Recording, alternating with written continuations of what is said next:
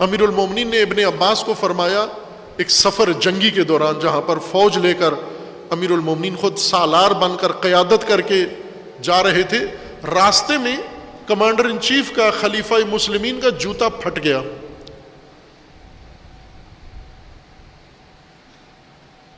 ہمارے ہاں تو علی شاہ ہیں، علی شہنشاہ ہیں، سر پہ تاج ہے، خلعت ہے، اور جوتے کیسے ہوں گے؟ لیکن حقیقتاً امیر المومنین، میں نے بارہا کہا ہے کہ وہ جو امیر المومنین کا اصل حلیہ تھا، جو اصل لباس اور پوشاک تھی، وہ جوتا پہن کے، وہ کپڑے پہن کے، اور اس وضعت میں ہماری مجلس میں آ جائیں، بیٹھنے کے لیے جگہ بھی کوئی نہیں دے گا. یہ بندہ کون آ گیا ادھر؟ امیر المومنین کی تو ایسی حالت ہے. وہ کھانا امیر المومنین کا، آپ میں سے کسی کو بھی اپنے ملنگ کو پیش کریں، وہ ملنگ دیکھے گا بھی نہیں اس کھانے کو، وہ کھا ہی نہیں سکتا، وہ صرف علی کھا سکتے ہیں. خشک روٹی جو کی، یہ امیر المومنین کا جوتا ہے. یہ امیر المومنین کا جوتا، امیر المومنین نے خود اتر کے یہ نہیں کہا اپنے سپاہی کو، بٹ مین کو، خلیفہ مسلمین اپنا جوتا خود ٹانک رہا ہے، خود سی رہا ہے بیٹھ کر. اور ابن عباس رک گئے. جب امیر المومنین رکے تو ابن عباس بھی مشاور تھے، جنگی مشاور بھی تھے، سیاسی بھی تھے. رک گئے ابن عباس. ابن عباس نے بڑی معنی خیز نگاہوں سے جوتا دیکھا، چونکہ وہ جوتا تھا ہی ایسا. امیر المومنین نے ابن عباس کی نگاہوں میں وہ سوال پڑھ لیا کہ تھوڑا سا ان کو یہ جوتا میرا چبھ رہا ہے. یعنی گویا ابن عباس کے ذہن میں تھا کہ حضور بدل لیں یہ جوتا، اب پہننے کے قابل نہیں ہے. کہنا یہ چاہ رہے تھے کہ کوئی اچھا جوتا لے لیں، ایک اچھا جوتا لے لیں، ابھی آپ امیر المومنین ہیں. امیر المومنین نے پوچھا ابن عباس یہ بتاؤ اس جوتے کی قیمت کیا ہے؟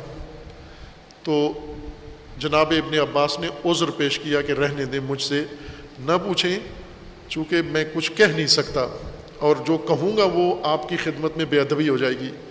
تو کہا کہ جھجکو نہیں، ڈرو نہیں، جو کہنا ہے کہہ دو، تبصرہ کرو دل سے، جو جوتا آپ کو نظر آ رہا ہے بتاؤ. تو ابن عباس نے کہا کہ یہ بے قیمت جوتا ہے.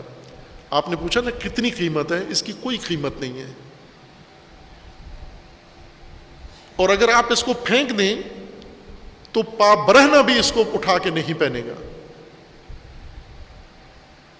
فرمایا اتنا بے قیمت ہے جوتا؟ کہاں ایسے ہے. لیکن آپ معاف کرنا، آپ کے جوتے کے بارے میں نے کہہ دیا، چونکہ آپ نے خود پوچھا میں نے کہہ دیا. امیر المومنین نے کہا کہ ابن عباس سنو،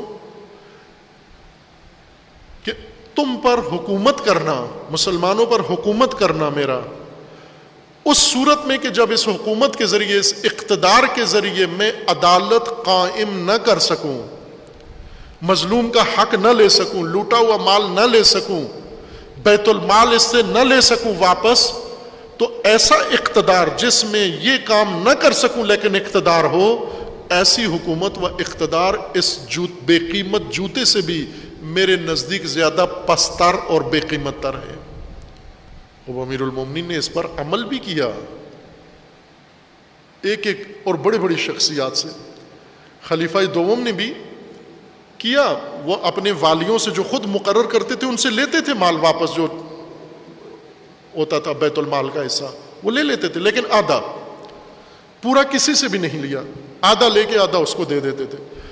امیر المومنین نے جب پہلے تقریر کی، وہ انشاءاللہ مستقل موضوع ہے، عرض کروں گا، پہلی تقریر کی امیر المومنین نے کہ مصادرہ کا وقت آ گیا ہے، لٹا ہوا بیت المال میں پہنچانے کا وقت آ گیا ہے. وہیں پر کان کھڑے ہو گئے، سب کے کان کھڑے ہو گئے. اس لیے کان کھڑے ہو گئے، ابھی ہمارے وزیر اعظم صاحب ہیں، یہ 20 سال سے شور مچا رہے ہیں کہ لوٹا ہوا مال واپس لائیں گے. ان کی اپنی کابینہ بھی اس کو سیریس نہیں لیتی، چونکہ وہ لوٹ میں لگے ہوئے ہیں. ان کے اپنے مشیر بھی اس کو سیریس نہیں لیتے، چونکہ انہیں پتہ ہے کہ یہ نہیں لے سکتے واپس. یہ وزیر اعظم صاحب، یہ ان کا تقریری جملہ ہے، یہ ان کا انتخابی جملہ ہے، عوام پسند جملہ ہے، یہ ان کا نعرہ ہے، یہ لے نہیں سکتے. اس لیے وہ نہیں ڈرتے، وہ ان کے بغل میں بیٹھ کر یہ سارے کام کر رہے ہیں. آج دن نکل رہے ہیں نا کہ فلاں سرکاری منسٹر اس کے اوپر اتنا نکل آیا، اس کے اوپر یہ شوگر مافیا سارا وزیر اعظم صاحب کے وہ لوگ تھے جو ان کو اقتدار میں لائے ہیں، ان کے اندر سے اب ان پر جرمانہ کیا 44 ارب روپیہ، اتنا لوٹا نا انہوں نے۔ یہ کون سی ٹیم تھی؟ یہ پچھلی حکومت کی تو نہیں تھی، اس حکومت کی ٹیم تھی، یہ 44 ارب ان کے اوپر لگا ہے۔ یعنی یہ کہتے ہیں کہ میں لوٹا ہوا مال واپس لاؤں گا، لیکن اس کو سیریس کوئی بھی نہیں لیتا، چونکہ پھر لوٹ جاری ہے۔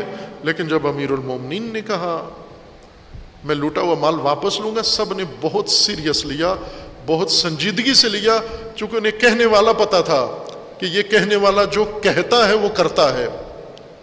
ناممکن ہے علی ایک بات کہیں اور اس پر عمل نہ کریں، اس لیے راتوں رات تیاری کی انہوں نے، اس لیے کہ اس سے پہلے کہ علی کا ہاتھ ہمارے اوپر پڑے، ہم پہلے اپنا ہاتھ بڑھا کے علی پہ ڈال دیتے ہیں۔ اور ڈالا انہوں نے، پہل کر دی، مہلت نہیں دی امیر المومنین کو۔ لیکن اس کے باوجود امیر المومنین نے کیا، بہت سارا مال اسی کشمکش میں، اسی افراتفری میں، اسی جنگ و جدال میں، اس سب میں بہت سارا مال امیر المومنین نے واپس کیا، اور وہ نہج البلاغہ میں ہے، مستند ہے، عرض کروں گا انشاءاللہ آپ کی خدمت میں۔ پس امام حسین علیہ السلام نے جو مال تنعیم میں لے لیا یزیدی حکومت کا، یہ واجب تھا لینا امام حسین کے لیے بھی، اور دیگر صحابہ اور صحابہ زادوں کے لیے جو اس وقت موجود تھے ان کے لیے بھی لازمی تھا۔ بلکہ ان کے لیے لازمی تھا کہ اپنے اپنے علاقے میں یزید کی طرف جتنا مال جا رہا ہے وہ روک لیں، وہ مسلمین کا مال یزید کو نہ پہنچنے دیں اور نہ کریں تقویت اس کی، ٹیکس نہ دیں اس کو، خراج نہ دیں۔ ظالم ستمگر حاکم ہے، اس کی اطاعت نہیں کرنی۔ سنتے بھی ہیں آپ ممبروں سے، خطیبوں سے، ذاکروں سے امیر المومنین علیہ السلام کے فضائل کے طور پر، امیر المومنین کے لباس، امیر المومنین کا خوراک، امیر المومنین کے وہ شاہی سارا حلیہ بیان کرتے ہیں، شاہی حلیہ، چونکہ احترام سے سب سے زیادہ جو ہمارے ذہنوں کے اندر احترام بنتا ہے وہ شاہوں کا ہے۔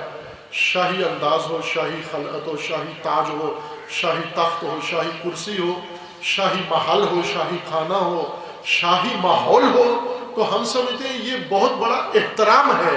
لیکن اگر امیر المومنین ولی خدا کی زندگی میں جھانک کر دیکھو تو وہاں پر شاہ کی حیثیت ایک خادم سے بھی کمتر ہے۔